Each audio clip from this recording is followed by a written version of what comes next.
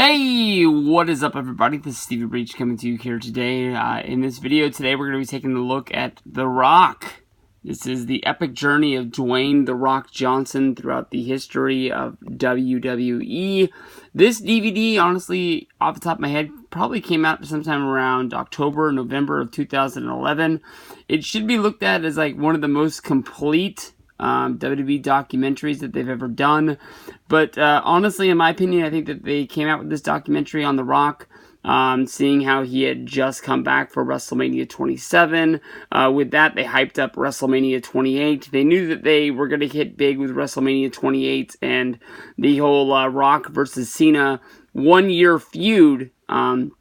Even though there was a long time when we thought we would see The Rock between basically, I believe, WrestleMania and all the way until, when did he come back? Survivor Series is when they did The Rock and Cena one-time only tag team against The Miz and R-Truth. The team that could not be stopped unless Rock came back to help John Cena.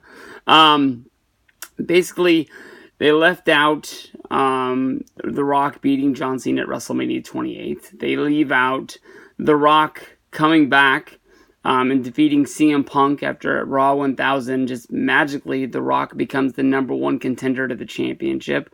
Rock versus CM Punk at the Elimination Chamber, and The Rock basically having what a lot of people are going to remember as his retirement match, Rock versus Cena at WrestleMania 29. Since then, The Rock has come back at WrestleMania 30, doing the three-way beer bash with Rock, Austin, and Hogan, three of the biggest names ever in WWE. WrestleMania 31, setting up Ronda Rousey's, I guess you can say, soon-to-be debut in WWE, even though it took well over a year after that fact. And WrestleMania 32, defeating Eric Rowan in like basically 3 seconds of a match. But a pretty cool segment, to tell you the truth. And we all knew Rock was going to be at the biggest WrestleMania in Texas that year. Everybody was going to try and get some of that money because they knew how much money WWE was going to make off of that show.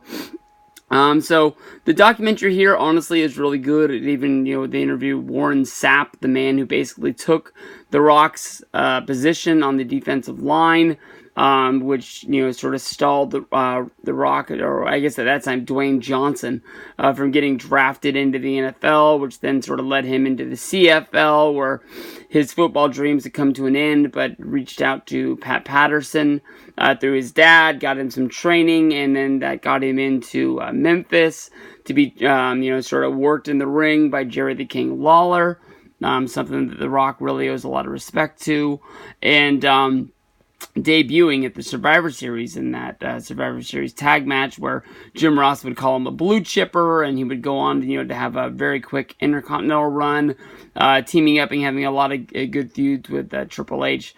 The Rock easily is the biggest superstar that the WWE has ever had. You can debate, who had the bigger in-ring, but, definitely with his out-of-the-ring success, he has to be put up there with Hulk Hogan, Stone Cold Steve Austin, as, one of the biggest names to ever come through WWE. You can debate it, whether if he was, playing always the second banana to Stone Cold during that Attitude Era time. But I think The Rock is right up there. I know that, when you play the Mount Rushmore of wrestling, you only have 4 names to put up there, so it's kind of hard, debating, if you're going to put Ric Flair, Hulk Hogan, Stone Cold Steve Austin, and The Rock up there, then you sort of don't have anything like John Cena from the current era. But, he's definitely in, I think he would almost always be in everybody's top 10. You can debate it if he's going to be in everybody's top 5.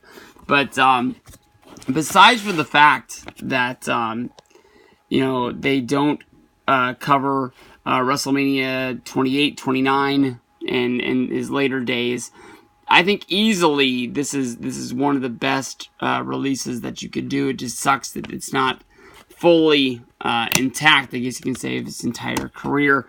You want to look through this, you can check over, basically, right there, Blue Chippa. Maybe it's easier if I just slide this whole damn thing out. Just gotta take a second though. Come on, bam. But there you go. The careers. Basically, him being homeless and living with his mom, and then basically just getting it to the point where they book in the whole thing where, he's got his whole family taken care of with everything that he's done in his life.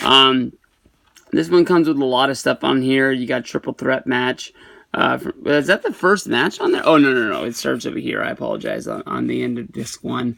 Starts with that Survivor Series elimination match from Survivor Series in 96. The Rock versus Triple H. That's probably the biggest feud.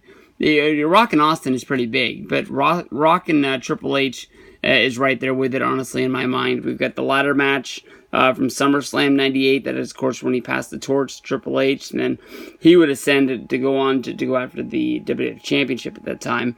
Rock, Mankind, and Shamrock in the triple threat cage match. That's a sneaky good match. I Quit match, Rock versus Mankind, Royal Rumble 99. That's, of course, from, what's the name of that documentary where he beats the hell out of Mankind? Beyond the Mat is where you go to that. Rock and Stone Cold, Backlash 99. We've got the triple threat, Rock, Angle, and Triple H from SummerSlam 2000. That's the one, of course, where Triple H pedigrees Kurt Angle through the table, and Angle has to get taken out of the match, but he ends up coming back with a concussion. Rock and Undertaker versus Edge and Christian. The Rock versus Ric Flair. Brock versus Rock, SummerSlam 2002. He got a lot of matches on here. He loses, to tell you the truth. No Way Out. The Rock versus Hogan. I'm guessing they didn't put the WrestleMania match on there because it's been covered so many other releases. The Rock returns to Raw in 2003. The Rock Concert 2. Where's the Rock Concert 1, damn it? Right here in Sacramento, California. The WrestleMania guest host. What a jump. Wow. And then we go to the People's WrestleMania 27. Yeah, you go on there, you check out the Blu-ray extras. You've got, hey, flip back over, baby. We've got The Rock challenges John Cena, The Rock's birthday party on Raw in 2011, and Never Before, Never Again, The Rock and Cena versus The Awesome Truth at Survivor Series 2011. Really good release, guys. Fully covers The Rock, everything you wanted to know about him. His days in college, days in Memphis, CFL, just about anything you can think of. Probably one of the best releases that's out there. The documentary is up on the WWE Network, but even though I still hold on to all my pay-per-view releases and things like that, I know that the network's never going to come to an end.